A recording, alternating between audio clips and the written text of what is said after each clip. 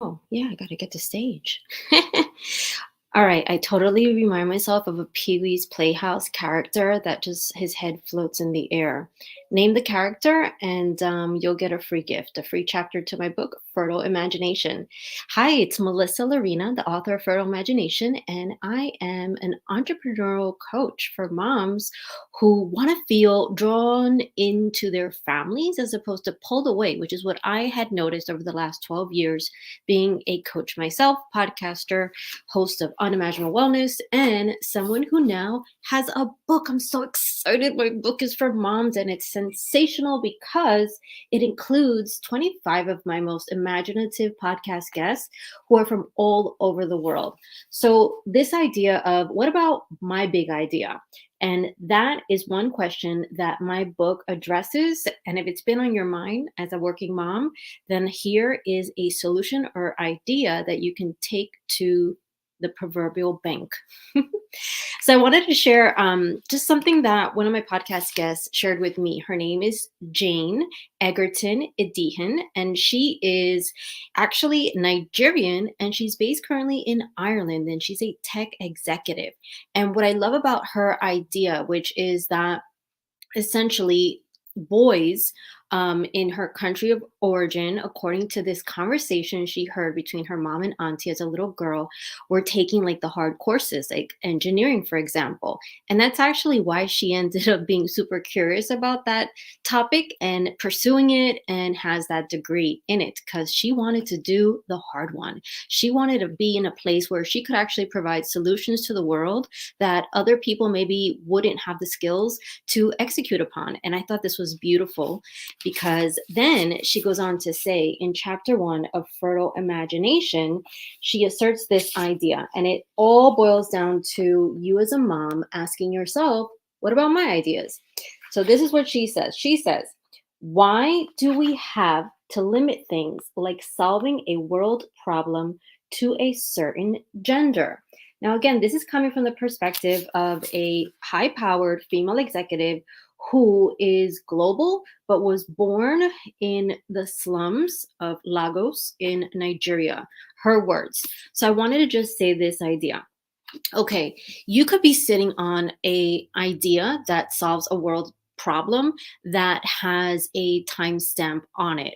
So you might be in a playroom and figure out a solution to come up with a toy that a child can't gag on or choke on. You might be, closing up a car seat and figuring out a way to actually do so with only one hand. I mean, these are like tiny things that as moms, you're walking through the day and you're constantly problem solving or ideating when you are a mom. And what no one tells you, what no one told me, is that you might have an idea there that could save lives.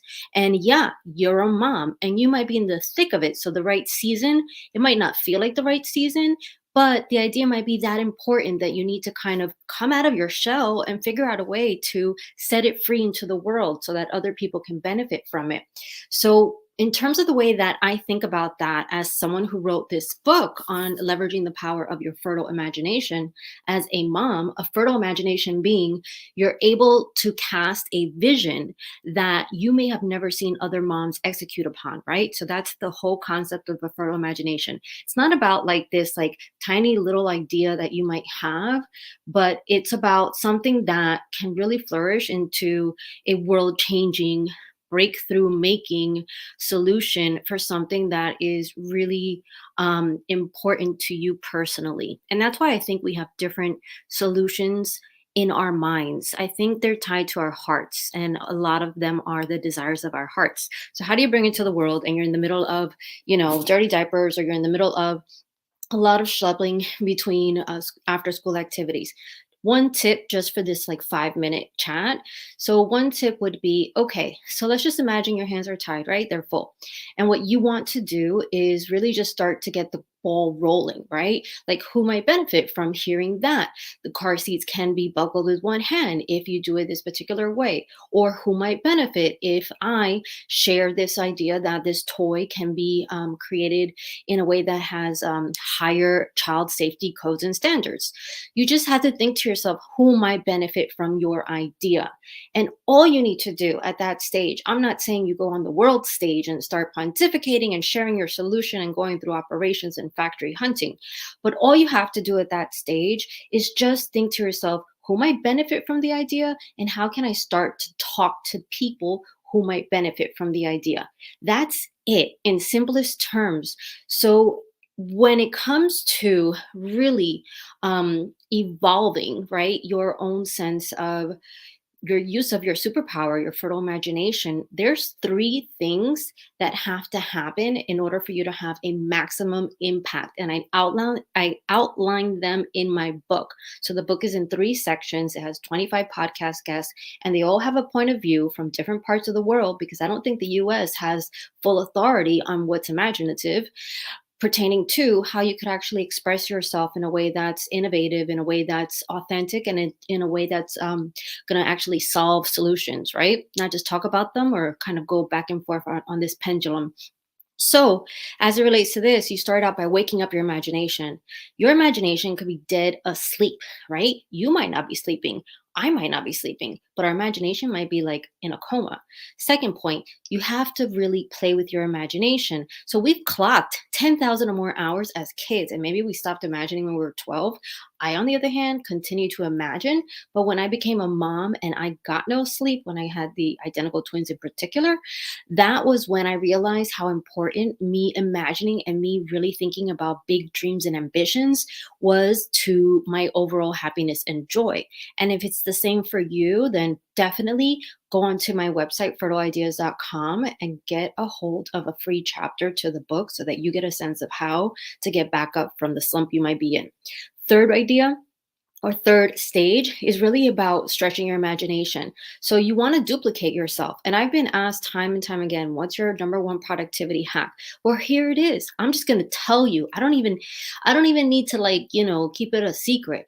It's about asking for help. Now, there's other chapters in that section, but ultimately at the crux, it's about asking for help. And if you don't think that you add value in return, I don't care if you're asking for help from a Warren Buffett, though you're probably not asking for help from a Warren Buffett. Um, Even a Warren Buffett is going to get value from being in the midst of a baby who could really not offer much to Warren Buffett, right? So just imagine to yourself, like, what value can you bring to the table? Is it simply an authentic conversation, a truly listening ear, your presence? You bring value. I would argue you tell me a situation and I can always find the value that you bring to the table. And that's kind of how I've built my career over the last 12 years as a coach, and how I intend to continue moving on through life as an imagination coach to moms who are entrepreneurs, but they're moms first. We're talking about moms who got into entrepreneurship for flexibility because it was not findable in a corporate setting. And if you don't feel like being an entrepreneur has offered you the flexibility that you thought it would promise you or give you, then that's when you have to reach out to me for guidance and help and insight, so that this way you can start using the power of your fertile imagination so that you can execute on your dreams regardless of the season of motherhood that you're in, without feeling like you're ignoring your kids, without that guilt. Okay, so that's enough for my mom 5 minute break. Go to fertileideas.com. You are going to be smitten with what you've got there. I've got a quiz. I also have a 5-day challenge. It's free. And also a free chapter of my book. It's like really good stuff. And it just went live a second ago. So you'll be the first to hear of it. Thank you.